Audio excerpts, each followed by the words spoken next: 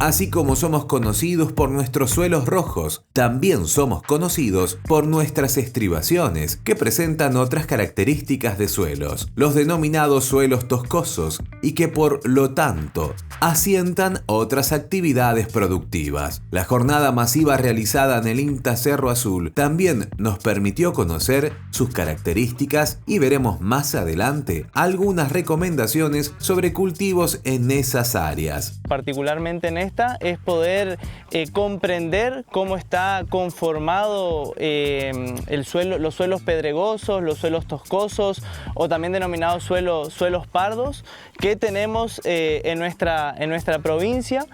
Conocer un poco también sus aptitudes, cuáles son las bonanzas que tienen estos suelos, pero también un poco conocer cuáles son sus limitantes, cuáles son aquellas limitantes que nos impiden realizar cierto tipo de cultivos. Para comenzar, lo que quiero compartirles es, digamos que tenemos que enmarcarnos dónde están posicionados estos suelos en nuestra provincia. Lo primero que debemos entender que nosotros estamos en el gran paisaje de estribaciones de la meseta central. Es decir, que no estamos en el gran paisaje de meseta central en esta zona, no estamos en los suelos rojos, por ejemplo, que nosotros nos encontramos en la zona ya de Oberá, de Campo Grande, de Campo Viera. La gente por ahí que es de esa zona sabrá que ahí tenemos suelos rojos profundos, ¿no es cierto? Que es lo que nosotros conocemos como el gran paisaje de meseta central.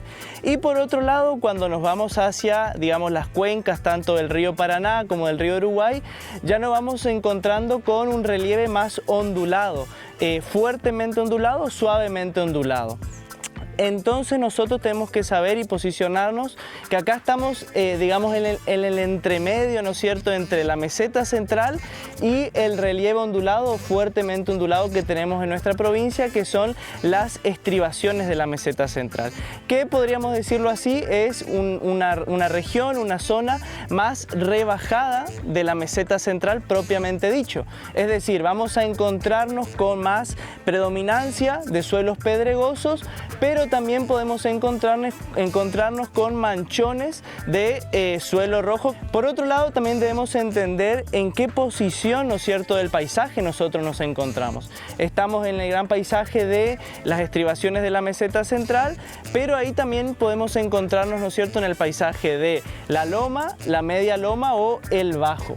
Generalmente los suelos pedregosos que encontramos en nuestra provincia están enmarcados, ¿no es cierto?, en todo lo que corresponde la media loma o las zonas bajas, ¿no es cierto?, de las estribaciones de la meseta central, porque por lo general en las zonas de loma justamente, como les decía, emergen, ¿no es cierto?, los suelos rojos comúnmente. Suelos rojos que no suelen ser rojos muy profundos, sino de limitada profundidad. Y en cambio los suelos pedregosos como el que tenemos acá, ¿no es cierto?, suele aparecer más en lo que es la media loma y el bajo. Si ustedes se fijan en el paisaje donde nosotros nos encontramos, van a ver que ustedes venían bajando la media loma y ya estamos, ¿no es cierto?, en una zona de pendiente. Quizás, obviamente, no una pendiente pronunciada, pero más o menos estamos rondando los 2-3%, ¿no es cierto?, de pendiente. Y nos encontramos con este tipo de suelo. Ya cuando nos vamos a una zona, ¿no es cierto?, donde la pendiente ya ronda el 10, 15, hasta el 20%, como explicaba Lucas, ya nos encontramos con otro tipo de suelos que son los entisoles, esos suelos cortitos de muy poca evolución genética. Y ustedes van a ver acá, ¿no es cierto?, que nosotros tenemos identificado 4 horizontes de suelo. Tenemos el horizonte AP, un BT, un BC, un CR, e inclusive si nos vamos en profundidad ya nos vamos a encontrar con el horizonte R propiamente dicho, que es la roca madre o el material parental sin haberse fragmentado. A partir del estudio de estos horizontes que yo puedo tener información del suelo, poder identificarlo, conocerlo, ¿no es cierto?, y de cierta manera también darle un nombre y un apellido. Si ustedes se fijan, acá, como les decía recién, nosotros tenemos un horizonte AP, ¿no es cierto?, que tiene una característica muy particular que alcanza casi los 20 centímetros. Eso no es muy común en este tipo de suelos porque, bueno, generalmente en suelos que están muy mal mal manejados o que no tienen alguna cobertura, no hay manejo de pendiente, ¿no es cierto? No hay curva de nivel, este horizonte A se va perdiendo. En esta zona que quizás justamente tiene un fin práctico y explicativo, educativo, pueden observar que nos encontramos con un horizonte A con una profundidad, digamos, adecuada para hacer un horizonte A. El horizonte A, ¿no es cierto?, es ese primer horizonte mineral con el que nosotros nos vamos a encontrar en el suelo. Lo interesante acá es, como yo les decía hoy, que en un suelo bien conservado vamos a tener presencia de un horizonte A, pero en un suelo muchas veces mal manejado, sin cubierta, sin manejo de pendiente, muchas veces podemos llegar a perder completamente el horizonte A y ya encontrarnos directamente con el horizonte B. Por un lado, como les decía, su profundidad. Lo otro es un horizonte muy rico en materia orgánica y en saturación de bases, es decir, muy rico en calcio, en magnesio, en potasio, en sodio. Es un suelo con muy buena disponibilidad de bases. Por otro lado, van a ver que la coloración, ¿no es cierto?, es una coloración oscura.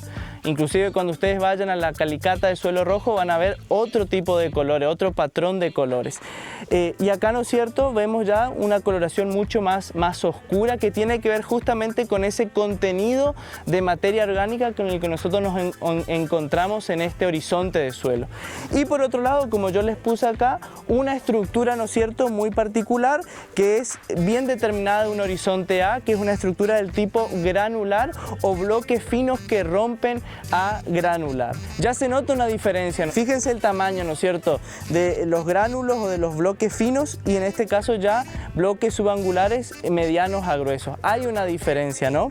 Bueno, eso es lo que caracteriza, ¿no es cierto?, al horizonte AP, ¿no es cierto?, de los suelos pedregosos. Después, como les decía abajo, ya nos encontramos con un horizonte BT y BT justamente tiene que ver por la acumulación que nosotros tenemos justamente de la arcilla que se trasloca, ¿no es cierto?, desde el horizonte A hacia el horizonte B. Esa traslocación de arcilla es lo que le da la agregación o la estructuración a nuestros suelos y la formación, ¿no es cierto?, de estos bloques. En este caso todavía nos encontramos con bloques medios, bloques finos, inclusive débiles, es decir, yo aprieto este bloque y se rompe fácilmente, digamos, no hay una estructura bien fuerte, pero en fin y al cabo, ¿no es cierto?, esa arcilla traslocada le da una estructuración a nuestros suelos.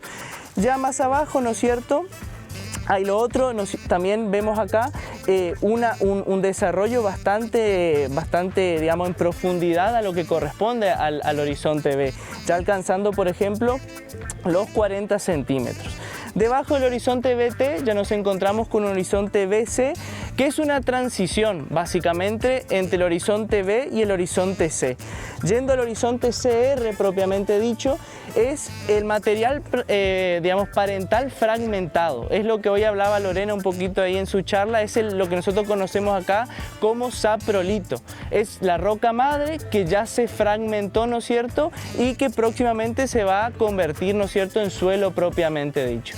Pero el horizonte de arriba, ¿no es cierto?, el horizonte BC es esa transición, no es un horizonte B bien definido, pero sí es, y tampoco es un horizonte C bien definido, sino que es esa mezcla, esa transición entre ambos horizontes.